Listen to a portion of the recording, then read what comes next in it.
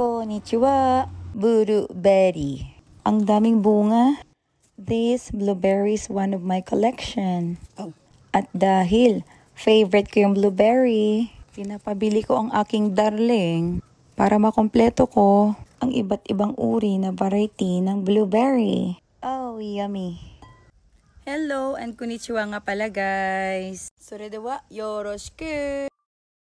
Yay! Binili niya akong blueberry. Ginalambing ko siya para ibili niya akong blueberry. Kaya ko namang bumili. Kaya lang, soredya sumanay. Hindi naman kasi ako materyosang tao. Sa ganitong simpleng bagay, masaya na ako. Yay! I'm so happy yarn. Tara, let's ripat na the blueberry.